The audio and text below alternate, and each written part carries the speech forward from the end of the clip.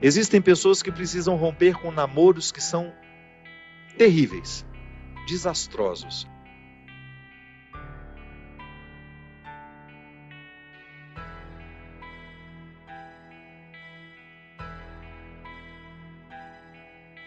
Aquela pessoa só faz mal a você sabe disso, mas você tem um vínculo com ela, tem necessidade afetiva, não consegue romper aquele namoro.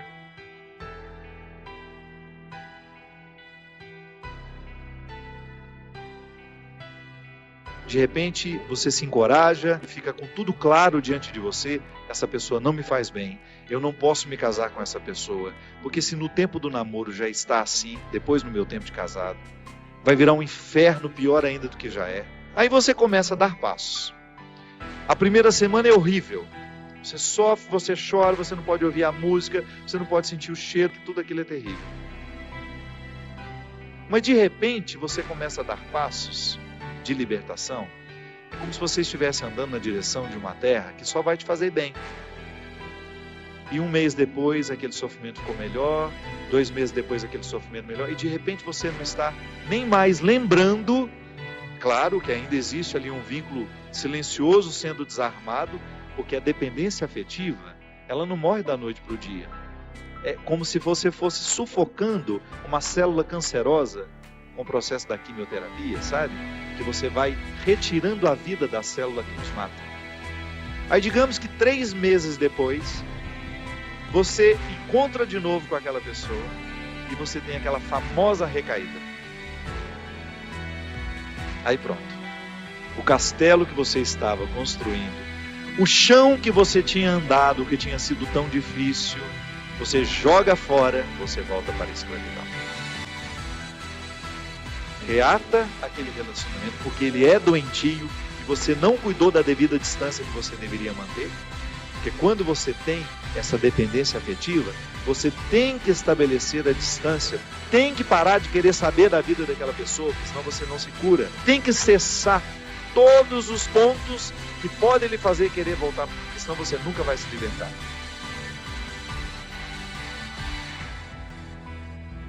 Aí 3 meses depois você está matando a célula cancerígena, você vai, dá mais uns beijos na boca, volta àquela dependência horrorosa e o inferno retorna na sua vida. Na sua primeira semana é até bom, que está tudo voltando.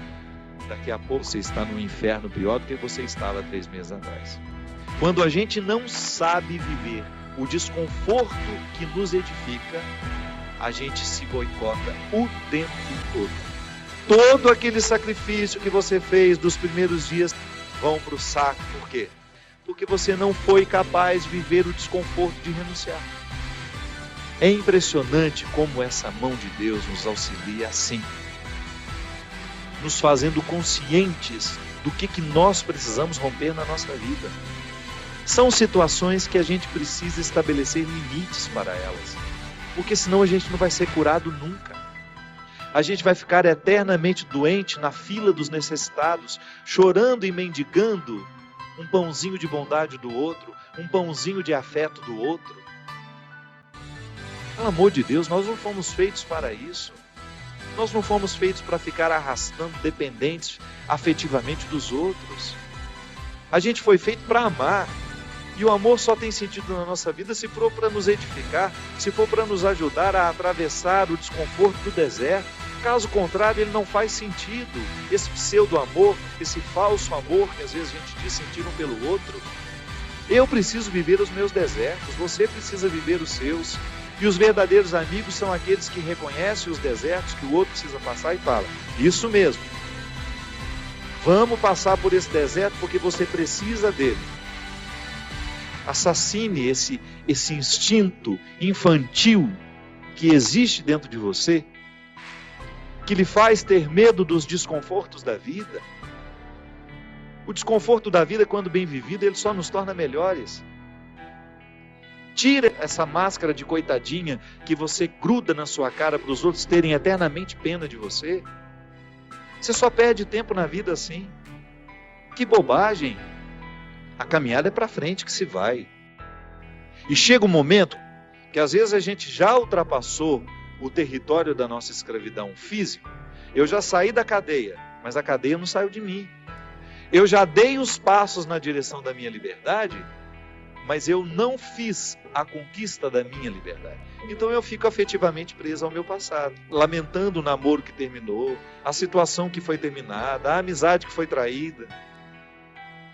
Sempre que você enfrenta os seus desconfortos, quando você não tem medo do desconforto que lhe chega, quando você olha para ele de frente, você fala: e agora? O que é que nós vamos fazer a partir desse momento? O que você me traz de bom? O que você está me desafiando? Eu vou aqui recrutar as minhas melhores partes, porque só isso me interessa. Se o desconforto me chega, eu preciso atravessar esse deserto para poder alcançar essa parte da terra prometida que me espera. Não há uma fórmula mágica para a vida. Ainda que a gente não acreditasse em Deus, nós teríamos de viver os desconfortos que nos fazem crescer. Ainda quem não crê em Deus precisa enfrentar os desconfortos de sua história, de sua existência. Agora, é claro que quando a gente acredita em Deus, de que existe alguém superior a nós, nos capacitando para a gente fazer a travessia, um conforto a mais nos é oferecido. Se a gente não vive os enfrentamentos diários dos nossos conflitos, dos nossos medos, a gente nunca vai chegar ao conhecimento da terra que Ele nos preparou.